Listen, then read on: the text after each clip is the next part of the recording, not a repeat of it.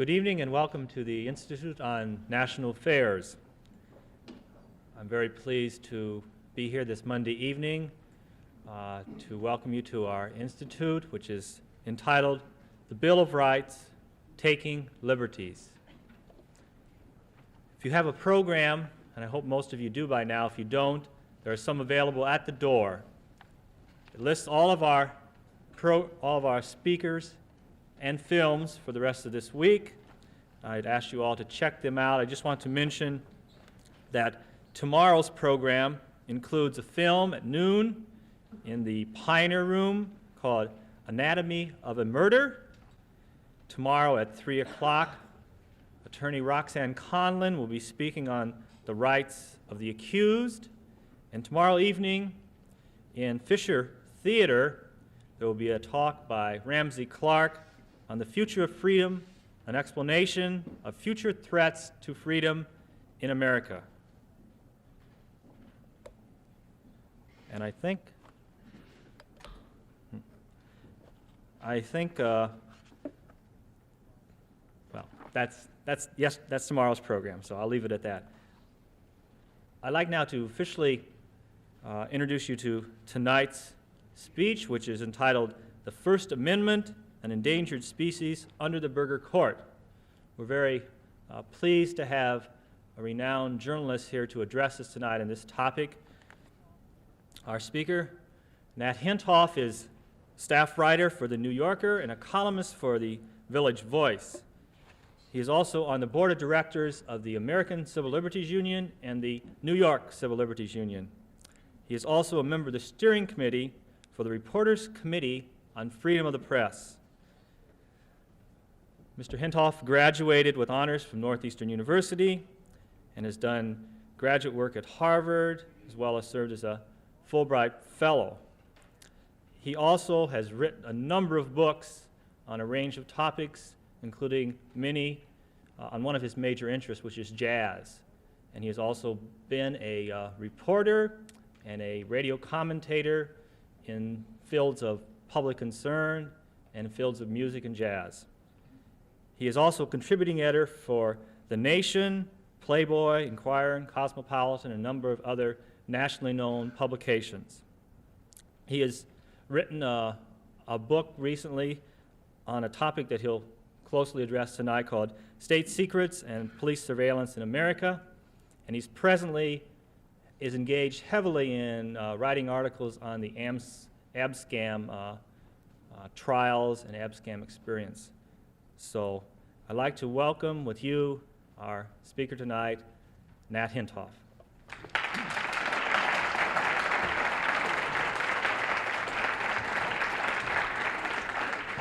I also organize unions wherever I can.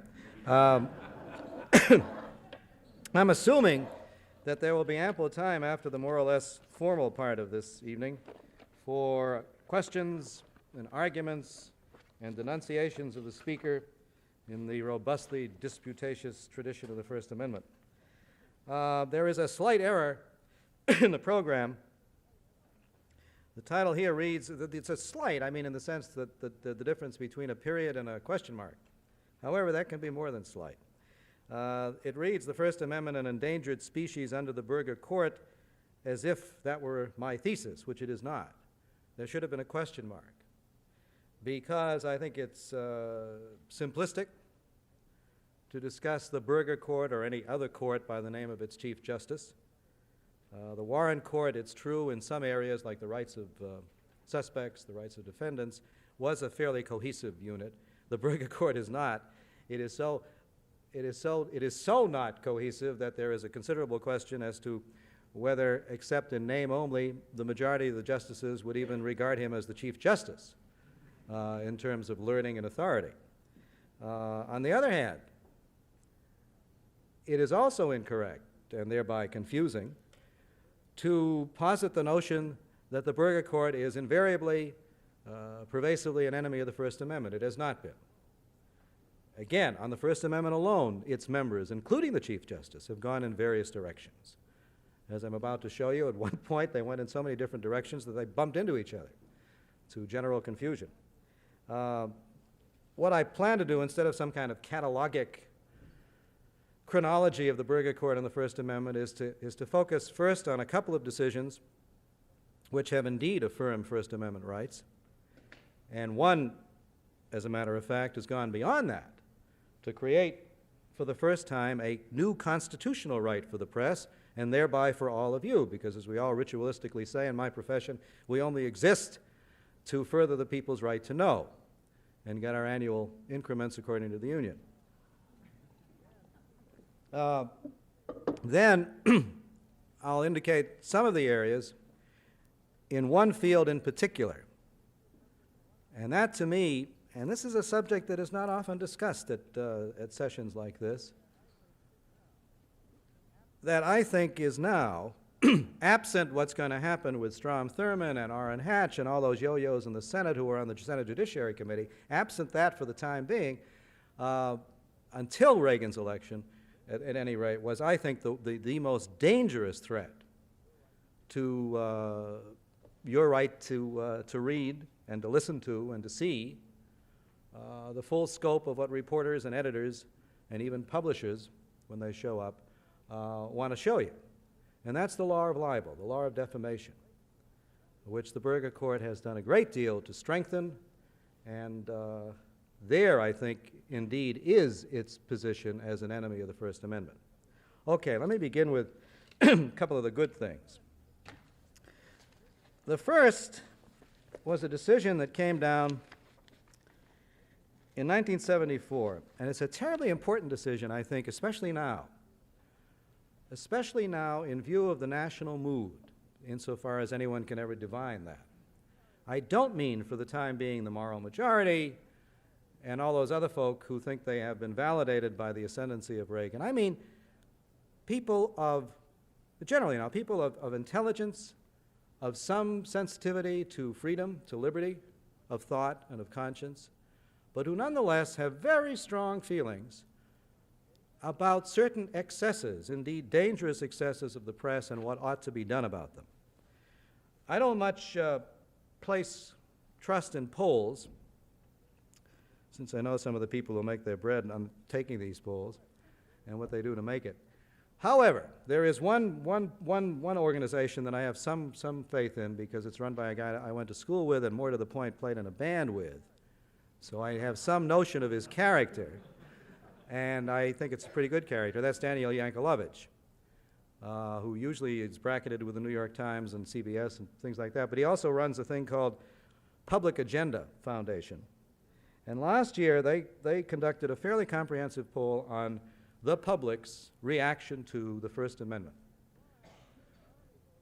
And while the majority of those polled were, thank God, opposed to government censorship, a very strong majority, were very much in favor of mandated fairness in the printed press, very much like mandated fairness on television and radio through the Fairness Doctrine and the Equal Time Rule, etc. And I find that very chilling. However, even this court, even in its worst anti-First Amendment state, is not, I think, going to bow to this kind of really denotative ignorance of what the First Amendment is all about. So we come now to this case. How many of you have heard, this is 1974, and the Chief Justice, by the way, wrote the decision, or a clerk there wrote the decision. How many of you have heard of the Miami Herald Publishing Company versus Tornillo? Well, it's better than most.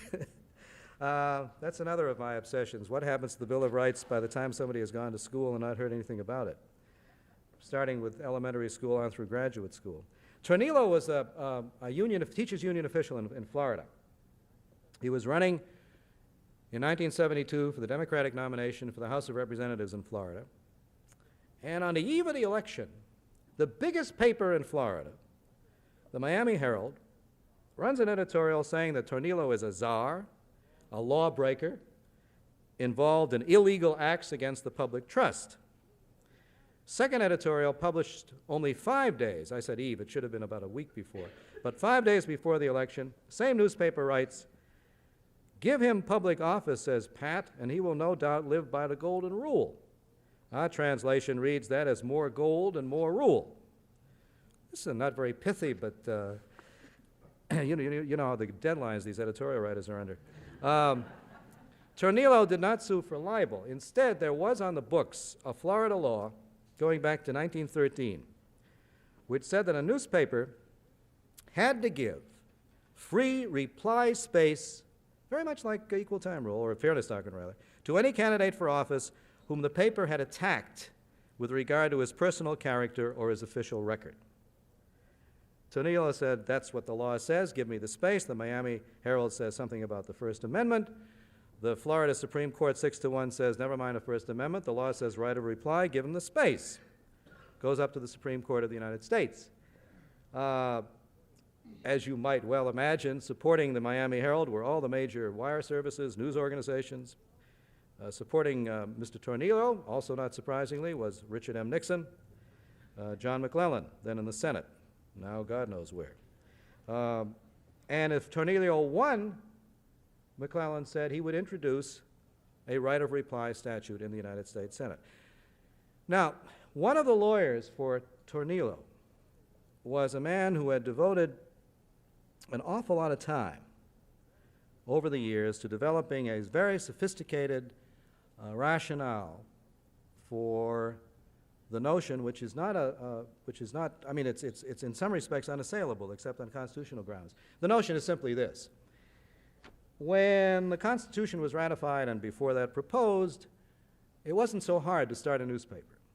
There were broadsides. If you wanted to start a regular newspaper, it was still not outside the economic possibilities of many of the people in the colonies, or some of the people in the colonies. Today, this is not the case. Concentration of ownership is palpable, evident. About 2 years ago, some of us in New York were trying, in a burst of romanticism, to price what it would cost us, just startup costs and first-year costs, for an alternative weekly in New York City, sort of an alternative to the alternative weekly. And it turned out to be something like $2.5 million. So we're still on the alternative weekly. There's no question that one of the key dilemmas, one of the key First Amendment dilemmas is that if you don't work on a newspaper, if you don't work on a broadcast station or a television station, then your right of access to the public prints is less than minimal and, in a sense, accidental. If you decide to write a letter to the editor, if you decide to answer an editorial on a television station, it's up to them to decide whether to choose you or not. Outside of that, you are shut out, which, of course, leads to some of the strong feeling for at least mandated reply in the press. The Supreme Court, by an 8-0 decision, overturned the Florida Supreme Court, said that Tornillo did not have a right of reply under the First Amendment. And Warren Burger pointed out that there's no question that, by contrast with the early years of the nation, when there was relatively easy access to the channels of communication, the present situation was concentration of control of media. Nonetheless, if you're going to have a mandated access, an enforced right of reply, who's going to do the enforcing? The state. The state of Florida, the state of Iowa, the state, the government. It's a very fetching notion, by the way, that you can mandate fairness this way without doing anything else to the First Amendment. In fact, there are those who say, and are saying now, with increasing volume, that sometimes the press, or movies, which are part of the press, is so destructive in its excesses, is so harmful, that not only that mandated right of reply isn't enough. I mean, this follows inexorably once the state has this kind of power, and that you really have to shut down certain things for the greater good of the public, or at least certain sections of the public. And that's why and how you now get, in a number of cities, women against pornography, women against violence, deciding that certain kinds of material should not be shown, should not be printed, You now get, in the last 11 months, 12 months, in various cities, blacks, Chinese, Hispanics, homosexuals, agitating in the courts and on the streets, but in the courts is what concerns me, on the streets is First Amendment, to try to shut down movies being filmed, because they're too dangerous. Anyway, Tornillo did not succeed, and as I say, I doubt if this avenue of mandated access will ever persevere. But I must say, aside from as a journalist, but as a kind of a First Amendment nut, I feel a certain amount of gratitude to the Berger Court for that decision. Now, another not only valuable, but potentially very valuable decision by the court, and that's the one that establishes, or seems to establish, well, no, on a narrow basis, there's no question that this decision establishes for the first time a new constitutional right for the press. How broad that right is a matter now of not so much of debate, but as of Talmudic prophecy. Let's see what they do next time. This decision is the one called Richmond Newspapers versus Virginia. How many of you heard of that? Okay. The reason I ask is that Catherine Graham this year is the chairperson, head of, I'm still not accustomed to these, of the American Newspaper Publishers Association, and she lamented in her column in their publication that here's a hell of an important decision and nobody knows about it. Now, why doesn't anybody know about it? Because the newspapers didn't tell them, let alone forget television. I mean, even Fred Graham with his 34.5 seconds, maybe twice a week. It's astonishing that anybody knows any Supreme Court decisions at all. Anyway, this was a 7-1 decision which declared that under the First Amendment, the press and the public have a constitutional right to attend criminal trials. Dan Paul, who is one of the nation's more respected, even more justly respected First Amendment lawyers, says that Richmond is one of the 2 or 3 most important decisions in the whole history of the First Amendment. Let me try to show you why. To begin with, by the way, John Paul Stevens, who was one of the majority in this case, by the way, I think if you're grasping for some kind of illusory hope because Reagan may appoint some justices this term, you got to remember that John Paul Stevens, who, while uneven, in some respects is extraordinarily first-class Supreme Court justice, was appointed by that notable libertarian Jerry Ford. Well, I was very heartened to see in the Washington Post that Thurgood Marshall said about 3 days ago that he intends to serve out his term as long as his life shall last. And that William Brennan, who was not feeling so well last year, is feeling just fine, thank you. Anyway, Stevens said that today, for the first time, this is the Richmond day, the court unequivocally holds that an arbitrary interference with access to important information is an abridgment of the freedoms of speech in the press protected by the First Amendment. I'm probably at this point telling you something you already know, and I'll apologize if that's the case.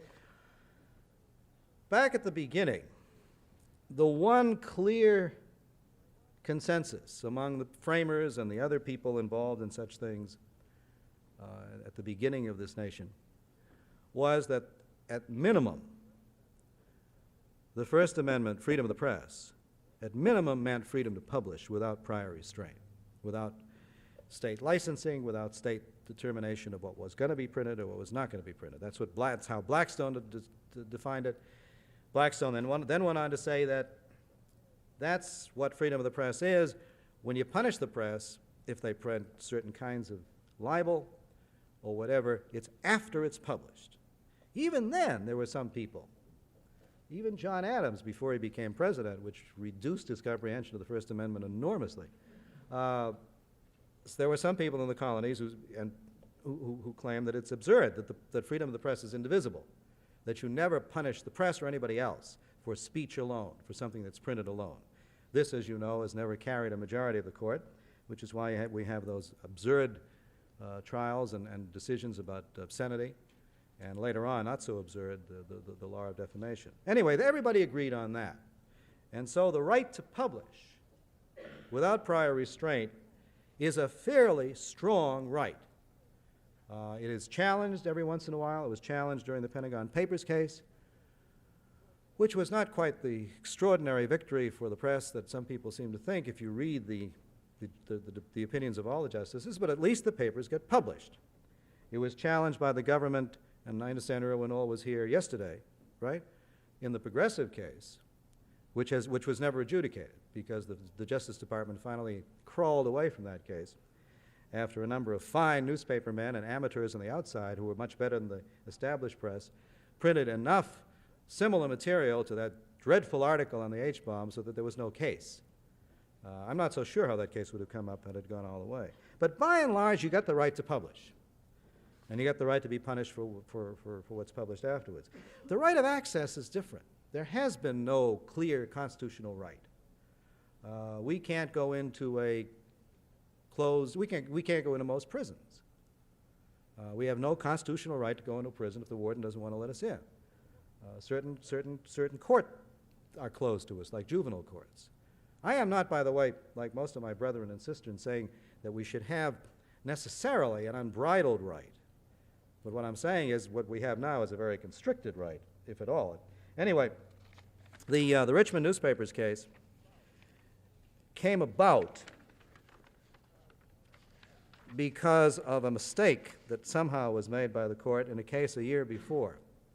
And I tell you about this one only because in case you should be under the delusion that the justices always know exactly what they're doing, this is a marvelous illustration of the contrary. That case was Gannett Company versus DePasquale. It came out of New York State. It had to do with a pretrial hearing in a murder case. There were two defendants. There was various evidence that the prosecution wanted to introduce. The defense said that evidence was tainted in terms of how the police obtained it. It was very damning evidence. The judge said if the press is allowed in to see what goes on in this pretrial hearing on suppression, and they print this stuff, there'll be no way in this county or the next county we'll ever be able to get an unprejudiced jury. So the pretrial hearing was closed to the press. It went up to the United States Supreme Court, and the Supreme Court decided that, first of all, to affirm that judge, but to go on to say it appeared that there was no press or public right to attend a pretrial hearing or a trial in the Sixth Amendment. The Sixth Amendment, of course, gives the defendant the right to a fair and speedy trial, the right to subpoena to get evidence and that may be in his favor, et cetera, et cetera. But that public trial right, according to the court in that case, is the defendant's right. If he doesn't want to use it, there is no I almost screwed that up. There is no press or public trial right under the Sixth Amendment to attend that trial. The decision by Potter Stewart, for some reason, intertwined in that decision, he used both trial and pretrial interchangeably. A couple of the other justices did too. What happened as a result was that nobody really knew quite what the court meant. And you had it was almost like a Marx Brothers scenario. Here, there, and elsewhere around the country, various justices began to pop up after the decision came out and after the press said this is very cloudy. And one justice would say, we meant only pretrial. Another justice who had been in the dissent said, oh, no, you didn't, you meant trial. This was all very embarrassing. The lower courts, meanwhile, took Gannett as a grand invitation to evict the press and the public from trials, as well as pretrials. In one case in West Virginia, the press was barred, but not the public, which indicated a rather resourceful trial judge. And there were more than 270 efforts to close criminal justice proceedings during the year between Gannett versus DePasquale and Richmond newspapers, and 160 were successful. So some clarity was needed. And finally, indeed, in Richmond newspapers, the court, with a decision by the Chief Justice, Warren Burger, said the First Amendment guarantees of speech and press, standing alone. They hadn't discussed the First Amendment in the Gannett case.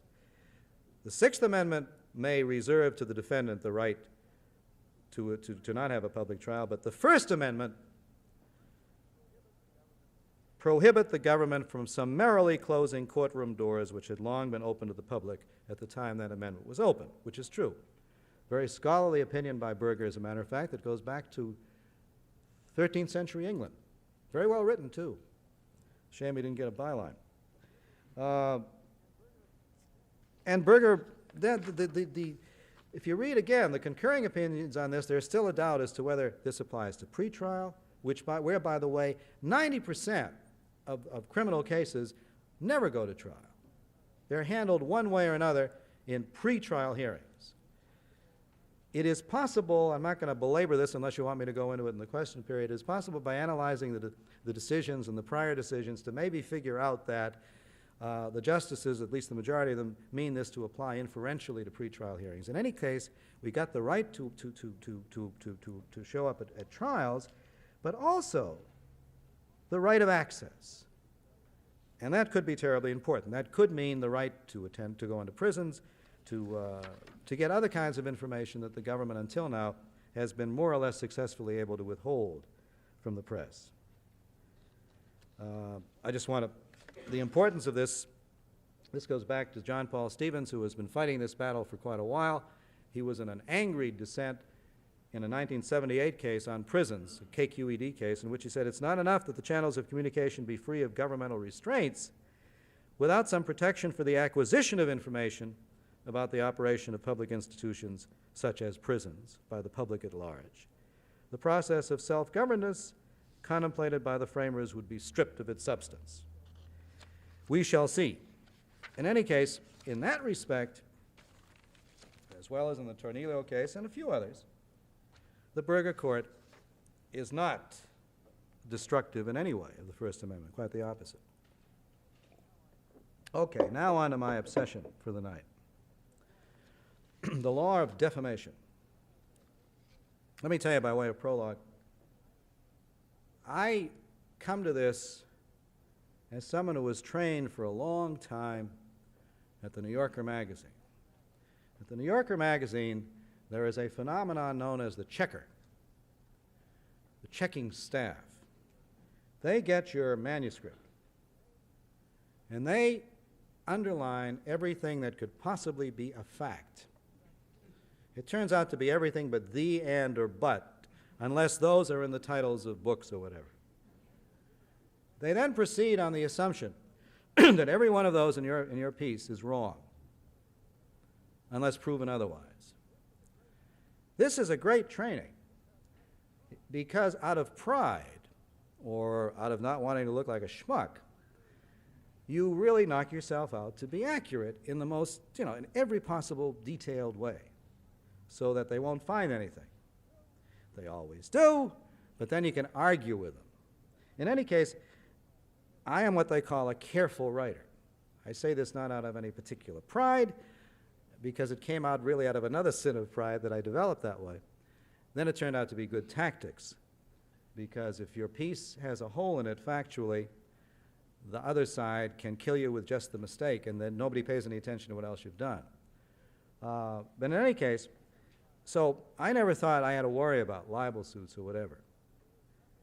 There is nothing I write now, including fiction. I'm now finishing a novel about a detective, a homicide detective in New York, and if you know the Bindram case, which awarded damages on the result of what was in a piece of fiction, there is nothing I write now without the image of a lawyer in my mind, which is not very chilling, but it's not very appetizing either. Anyway, a man named Robert Bernstein, who is chairman of the board, actually chief operating officer of Random House, and that's a firm that has been much braver than most in defending its writers against the government, as in the case of Frank Snepp. In fact, they've given Frank Snepp an income for the last few years and into the next few years. And it's also been fairly brave in fighting these various, well, it's certainly very good in fighting, and you'll see a lot of this coming around in the age of Ronald Reagan, in fighting school library censorship cases and public library censorship cases, and in fighting against defamation suits. Okay. About a year and a half ago, a group of feminists called the Red Stockings put together an anthology of their works. In that anthology was a chapter about Gloria Steinem, which had to do, and this is not a new story, I mean, it's been printed before. They checked it out. We checked it out at The Voice when we wrote something about this, about her CIA connections in the 1950s. Listen, anybody can commit a sin. Man and woman are perfectible. The problem is she doesn't want to remember about all that. And her lawyer, who was a very good libel lawyer, threatened to sue Random House for an awful lot of money. Couldn't sue the Red Stockings for much money because they don't have any. But Random House has a fair amount of money because it's owned by RCA. Unless that chapter were taken out of the book, and the chapter was taken out of the book. And Bernstein and I are on the board of some high-toned organization called the Fund for Freedom of Expression or something like that, so I chose one of the board meetings to ask him how come he was censoring some of his authors. And he had the grace to be embarrassed, but he said, look, legal expenses have become one of our major costs, and they keep going up. I recently hired yet another libel lawyer. When this particular furor got going, we were already engaged in quite a number of libel suits, and my reaction was that this would be one too many. Of course, it's also